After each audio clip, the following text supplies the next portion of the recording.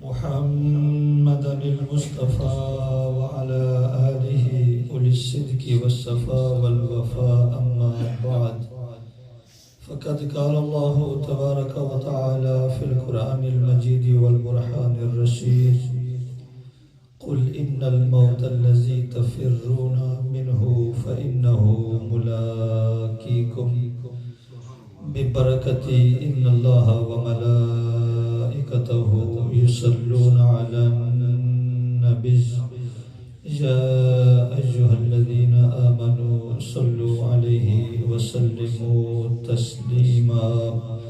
کوئی لب خاموش نہ رہے، مل کر سارے ایک بار پڑھ لیں.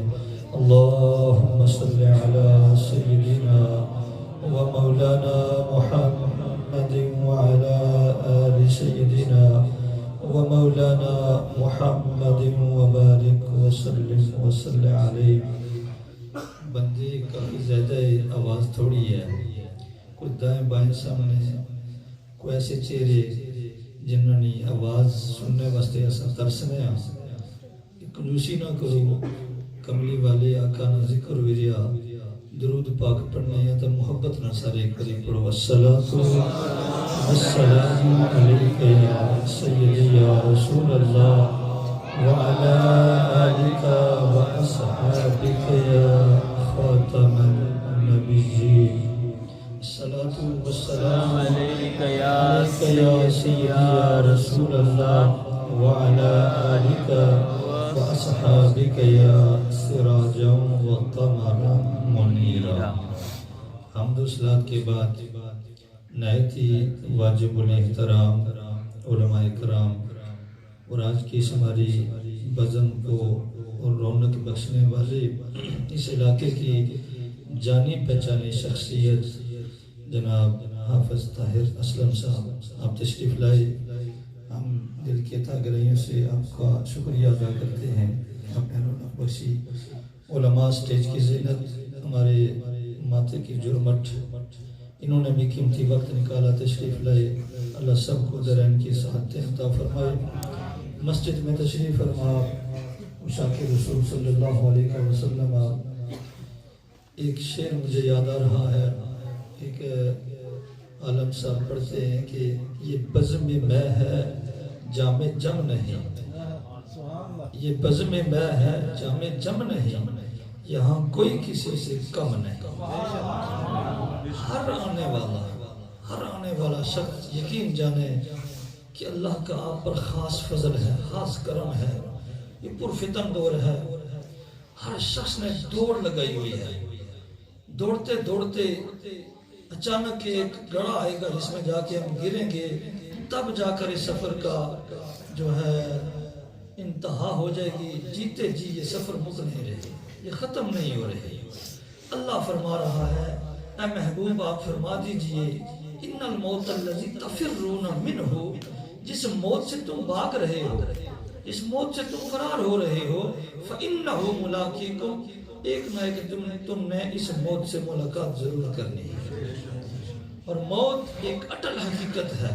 آج میں اور آپ سبھی احباب اپنے بزرگ جناب ملک گل زمان صاحب کے سارے ثواب کے لیے یہاں جمع ہیں. ہم میں سے کوئی یہ نہیں کہہ سکتا کہ ہم یہاں سے اٹھ کر باہر جا سکیں گے یا نہیں، کوئی یہ دعویٰ نہیں کر سکے گا. تو پھر یارو دوستو بزرگوں اس دنیا میں رہ کر اس آخرت کی تیاری کرنی تو ہمارے اوپر لازم ہے.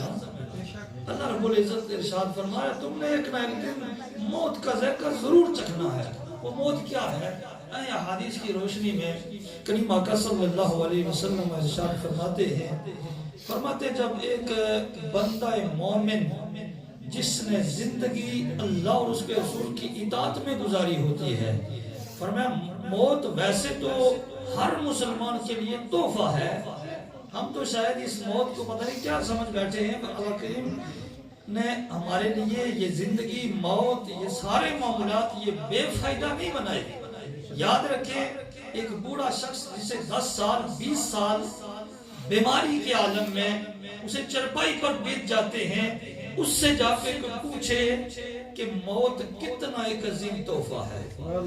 وہ یہی دل میں ارادہ کرتا ہے، بیٹوں نے چھوڑ دیا، اولاد مجھ سے تنگ آ چکی ہے، علاج کرا کے بیٹے آخر یہ کہنے پر مجبور ہو چکے ہیں، یہ ختم پڑھانے پر مجبور ہو چکے ہیں کہ گھر میں ختم پڑھایا جائے کہ کب اس بوڑھے سے ہماری جان چھوٹے۔ فرمایا اس بندے سے کوئی پوچھے کہ موت تحفہ ہے کہ نہیں۔ جب سارے رشتے چھوڑ دیتے ہیں، سارے تعلق دار تنگ آ جاتے ہیں، تو پھر رب کریم موت کا تحفہ بیچ دیتا ہے۔ وہی موت، اسی زمین پر ہم اکڑ اکڑ کر چلتے ہیں، ہماری گردنوں میں سریے ہوتے ہیں، ہم کسی کو سلام کرنا گوارا نہیں کرتے، اس زمین پر فتنہ فساد کرتے ہیں۔ یہی دنیا جب ہم سے تنگ آ جاتی ہے تو یہی زمین ہمارے لیے اپنا دامن بچھا دیتی ہے، یہی زمین پھر ہمیں پناہ دیتی ہے۔ اور پھر پناہ کیسی ہے وہ تو بعد میں عرض کروں گا۔ موت ہر دو صورتوں میں مسلمان کے لیے تحفہ ہے۔ فرمایا اگر گناہگار بندہ ہے، وہ اس دنیا میں گناہ کرتا ہے، اس کی زندگی آگے گزرتی جائے گی، گناہوں میں اضافہ ہوتا رہے گا۔ موت ایک تحفہ ہے، جو تحفہ پا کر انسان گناہوں سے چھٹکارا پا کر قبر میں جا کے رب کے سامنے پیش ہو جاتا ہے۔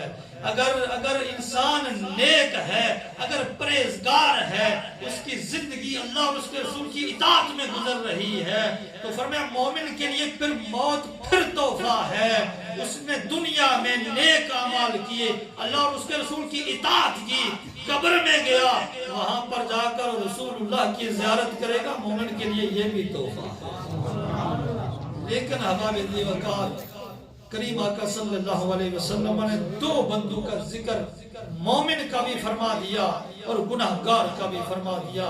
آئے مومن کو جب موت آتی ہے اس پر کیسے آثرات، اس پر کیسی جو کافیات ہیں وہ طاری ہوتی ہیں، آئے حدیث کی روشنی میں ہم جو ہیں سنیں اور اپنی آخرت کی تیاری کریں۔ جانے والے چلیں گے، یہاں پر بیٹھیں گے، اپنی سوچ فکر موت کی طرف کریں گے، یقیناً جانے والے ہمارے مرحوم کو ضرور اس کا ثواب پہنچے گا۔ لجپال نبی صلی اللہ علیہ وسلم نے ارشاد فرمایا جب نزا کا وقت آتا ہے، مومن مرد ہو یا عورت ہو، اس کی روح حلق میں اٹکی ہوتی ہے۔ اللہ رب العزت نے دنیا میں اس کی آنکھوں کے آگے جتنے بھی پردے ہوتے ہیں وہ پردے سارے اللہ ہٹا دیتا ہے۔ وہ آنے والے جو نورانی فرشتے ہوتے ہیں انہیں دیکھ کر وہ مسکرانا شروع کر دیتا ہے۔ جاتے ہوئے اکثر آپ نے دیکھا ہوگا مردے پر یا تو اس کے چہرے پر خوشی کے تاثرات موجود ہوتے ہیں، وہ مسکرا رہا ہوتا ہے اور اس کی روح کفِ انصری سے پرواز کر جاتی ہے، یا اس کا چہرہ متغیر ہوتا ہے، زرد پڑ جاتا ہے۔ اس کی کیفیت بھی میں بیان کروں گا۔ فرمایا مومن کے لیے جب فرشتے آسمان پر اس کی روح پہنچتی ہے، فرشتے عرض گزار ہوتے ہیں، مولا تیرے بندے کی روح تیری بارگاہ میں حاضر ہے، اب کیا حکم ہے، کیا کیا جائے؟ اللہ فرمائے گا اس روح کو ایک بار پھر اجازت دے دو۔ یہ دنیا میں سجدے کی بڑی فکر کیا کرتا تھا، نماز کے لیے آزاد ہوتی تھی، یہ سارے کام چھوڑ کر میری بارگاہ میں حاضر ہو جاتا تھا۔ آج اسے اجازت دے دی جائے کہ اس کی روح مجھے سجدہ کر لے۔ جب روح سجدہ کرتی ہے اللہ فرماتا ہے میں اس سے دنیا پر بھی بڑا راضی تھا، آج بھی اس پر بڑا راضی ہوں، اس نے سجدہ شکر کر لیا ہے، اب اس کی روح کو دوبارہ اس کے جسم میں منتقل فرما دو۔ جب اس مردے کی روح کو اس کے جسم میں منتقل کر دیا جاتا ہے، دوستو بزرگوں بھائیوں قریبی رشتہ دار اولاد ہو بہن بھائی ہو رشتہ دار دوست احباب ہو مٹی ڈال کر واپس جب چلتے ہیں اور روح پھر جسم میں واپس آتی ہے، منکر نکیر آ کر سوال کرنا شروع کر دیتے ہیں۔ اللہ مجھے اور آپ سب کو ان سوالوں کا جواب آسانی کے ساتھ دینے کی توفیق عطا فرمائے۔ فرمایا منکر نکیر حاضر ہو جاتے ہیں، بندہ مومن کی قبر میں داخل ہوتے ہیں، پتہ یہی چلتا ہے جانے والے کو، سورج غروب ہو رہا ہے، عصر کا وقت جا رہا ہے۔ جانے والا وہ مومن جب قبر میں منکر نکیر حاضر ہوتے ہیں، من ربو کا، ما دینو کا، ما تکون فی حق حاضر رجل کے سوال کرتے ہیں، جانے والا ایک ہی جواب دیتا ہے، وہ قبر میں آنے والوں ہٹ جاؤ، سورج غروب ہو رہا ہے، مجھے نماز عصر ادا کرنے دو۔ فرمایا جانے والے کو قبر میں بھی نماز کی فکر کھائے جا رہی ہے۔ اگر آج زندہ رہتے ہوئے نماز کی فکر نہیں کرتے، ہم حقوق العباد کی فکر نہیں کرتے، تو کملی والے آقا تشریف لائیں گے، قبر میں کون سا منہ دکھائیں گے؟ فرمایا بندہ آگے سے کہتا ہے، او فرشتوں آنے والوں، میں آپ کے سوالوں کا جواب بعد میں دوں گا، پہلے مجھے نماز عصر ادا کرنے دو۔ منکر نکیر آپس میں گفتگو کرتے ہیں، یا نکیر منکر اسے قبر میں آ کر بھی نماز کی اتنی فکر ہے، اس کی زندگی کیسے گزری ہوگی؟ سبحان اللہ۔ اللہ فرماتا ہے اپنے فرشتوں سے، اور فرشتوں اس کی روح کو تم نے اچھا کفن پہنا کر میری بارگاہ میں پیش کیا تھا، اس نے سجدہ بھی کر لیا ہے، قبر میں منکر نکیر بھی آ چکے ہیں، اب اس کے لیے جنت کی طرف سے کھڑکی کھول دو، قیامت تک یہ جنت کے مزے لیتا رہے۔ اور دوسری طرف اس کے برعکس جو بندہ گناہگار ہے، دوستو آج وقت ہے، آج اللہ نے زندگی دی ہے، آج سانسیں چل رہی ہیں، کب یہ سانسوں کی مالا رک جائے کسی کو علم نہیں ہے۔ فرمایا جو گناہگار ہوتا ہے اس کا بھی آخری وقت آتا ہے، روح حلق میں ہوتی ہے، اٹکی ہوتی ہے، فرشتے عذاب والے فرشتے آ جاتے ہیں، وہ پردے اللہ ہٹا دیتا ہے، وہ اپنا جانے سے پہلے اپنا ٹھکانہ جہنم میں دیکھ لیتا ہے، فرشتوں کی ڈراؤنی شکل کو دیکھ لیتا ہے، اس کا چہرہ زرد پڑ جاتا ہے، چہرے پر غم کے اثرات ہوتے ہیں۔ فرمایا اس کی روح کیسے قبض ہوتی ہے؟ لجپال نبی سما آپ فرماتے ہیں کہ ایک کانٹے دار جھاڑی ہو، اس پر ململ کا کپڑا رکھ دیا جائے، فرمایا اس ململ کے کپڑے کو ایک طرف سے ایک دم کھینچا جائے، وہ تار تار ہو جاتا ہے، وہ ٹکڑے ٹکڑے ہو جاتا ہے، آدھا جھاڑی پر ہی رہتا ہے، آدھا بندے کے ہاتھ میں ہوتا ہے۔ فرمایا اس بندہ گناہگار کی روح کو اس طرح قبض کر کیا جاتا ہے کہ اس کا جسم تار تار ہو جاتا ہے، وہ سارا زخمی ہو جاتا ہے، پھر اس کی روح کو گندے کپڑے میں لپیٹ کر جب اوپر بلند کیا جاتا ہے، وہ وقت ذرا سوچیں، مجھے اور آپ کو اس سواری پر سوار ہونا ہے، ہماری روح کیسے رب کے سامنے پیش ہوگی یہ تصور کریں، اور اس دنیا میں رہتے ہوئے اس آخرت کی تیاری کریں۔ اور میں گندے کپڑے میں لپیٹ کر اس کی روح جب رب کی بارگاہ میں پیش کی جا رہی ہوتی ہے، اور روح بڑی شرمندہ ہوتی ہے کہ آج کون سا منہ رب کو دکھایا جائے، اور رب کہتا ہے مجھے پتا تھا اس نے زندگی ایسی گزاری ہے کہ یہ دنیا کے کاموں میں لگا رہتا تھا، اذان ہوتی تھی مسجد میں، آوازیں بلند ہوتی تھی، اور بندے آ جا نا میری بارگاہ میں، آ جا کامیابی کی طرف، آ جا فلاح کی طرف، اور یہ بندہ یہ کہتا تھا میں فلاں کام کر لوں، فلاں پیسے کما لوں، فلاں جائیداد خرید لوں، یہ میری بارگاہ میں نہیں آتا تھا، آج اس کے پاس کوئی جواب نہیں ہے، اس کی روح کو دوبارہ اس کے جسم میں منتقل کر دو۔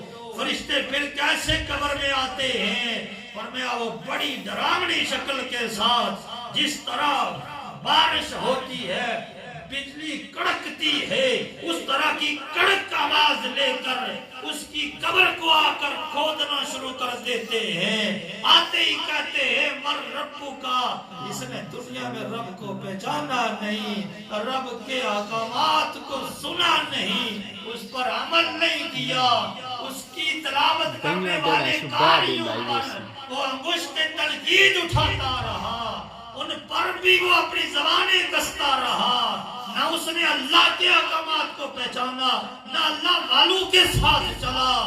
جب وہ فرشتے کڑکدار آواز سے اس کی قبر کو کھودتے ہیں، فرمایا اگر یہی عذاب اس سے پوچھا جائے وہ قیامت میں یا قبر میں جو عذاب ہونا ہے وہ تو اپنی جگہ ہے، اس کی فرشتوں کی کڑکدار آواز جو اس کے کانوں میں پڑے گی، اسی آواز سے اس کا جسم پگھل جائے گا اور ریزہ ریزہ ہو جائے گا، اور رب اس کے جسم کو دوبارہ سلامت کرے گا۔ فرشتے آئیں گے، من ربو کا، تیرا رب کون ہے؟ وہ آگے سے کہے گا مجھے کچھ علم نہیں ہے۔ وہ کہے گے تیرا دین کیا ہے؟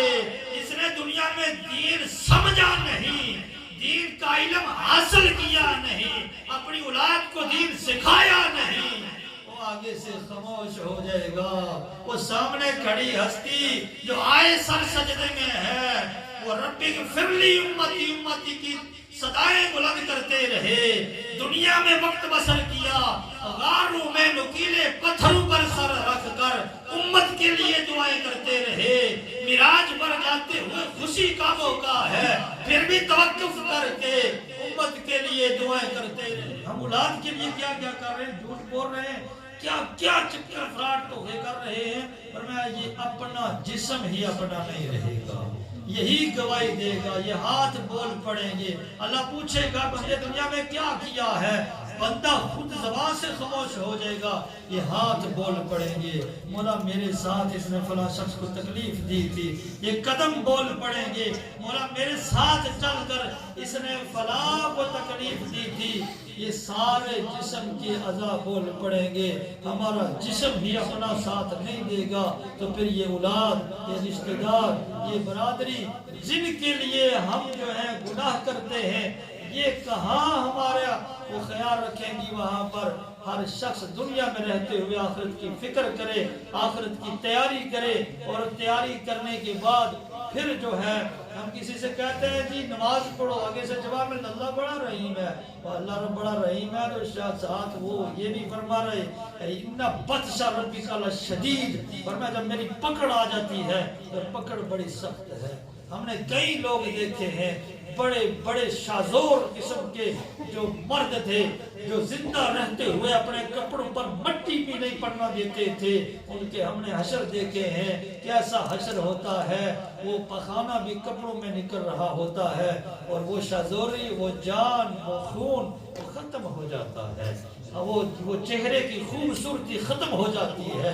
یہ جوانی ہمیشہ رہنے والی نہیں ہے، یہ جوانی بھی ختم ہونے والی ہے، یہ پیسہ، یہ رقم، یہ کروڑوں روپے آخر ایک وقت آ جاتا ہے، ڈاکٹر صاحب یہ کہہ دیتے ہیں کہ تمہارے بینک میں بیلنس تو بڑا ہے لیکن تو نے گوشت نہیں کھانا ہے، تیری صحت کے لیے اچھا نہیں ہے، وہ وقت آ جاتا ہے۔ ڈاکٹر یہ بھی کہہ دیتے ہیں تیرے لیے سبزی بھی اچھی نہیں ہے، اس میں گھی بھی نہیں ڈالنا، اسے ابال کے کھانا ہے، تو پھر یہ دنیا کا مال دنیا میں یہ ہمارا ساتھ چھوڑ رہا ہے، تو پھر آخرت میں کام کیا آئے گا؟ ہاں ایک بات ضرور کام آئے گی، ہم دنیا میں رہتے ہوئے اپنے ہاتھوں سے صدقہ کر رہے ہیں، ہم کوئی مسجد بنوا رہے ہیں، ہم کوئی رستہ بنوا رہے ہیں، ہم کوئی پانی کا کنواں کھدوا دیتے ہیں، ہاتھوں سے اللہ کے راہ میں دیا ہوا کام آئے گا۔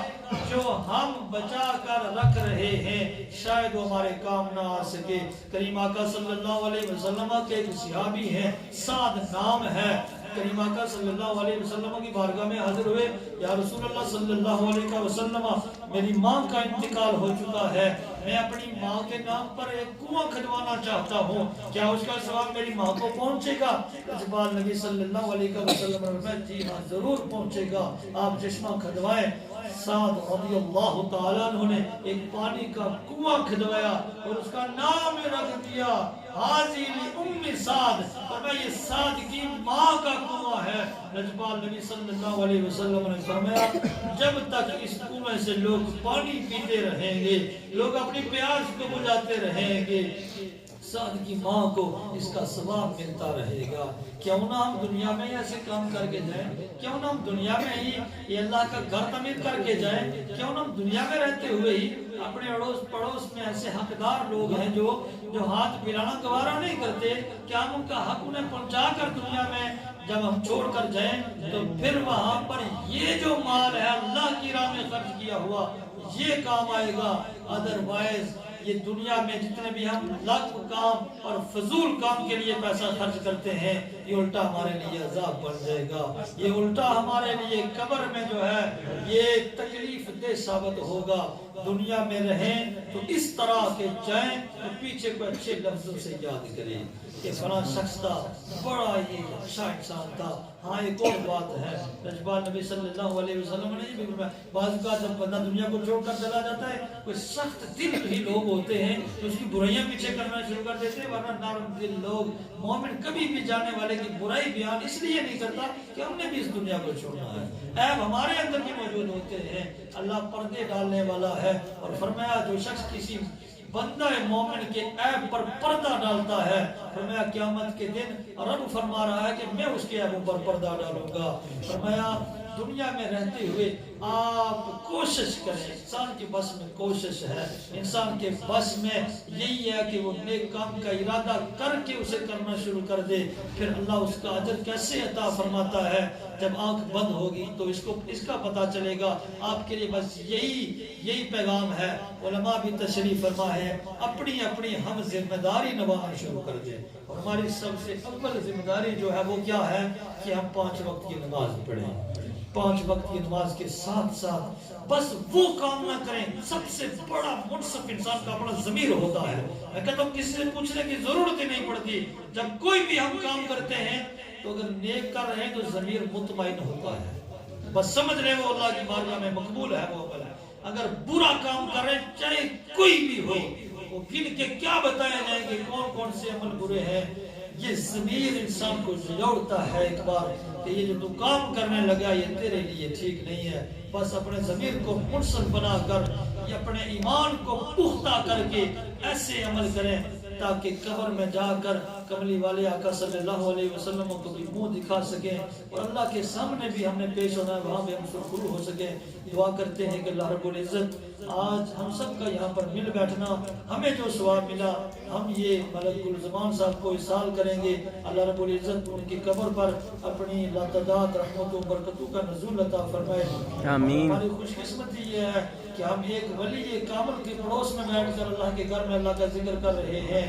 شاہ عبدالعزیز رحمت اللہ علیہ, اللہ ان بزرگوں کے توسل سے قبرستان میں جتنے بھی افراد مدفون ہیں سب کی کامل اور اکمل بخشش اور مغفرت فرمائے. آخر دعوانا ان الحمدللہ رب العالمین.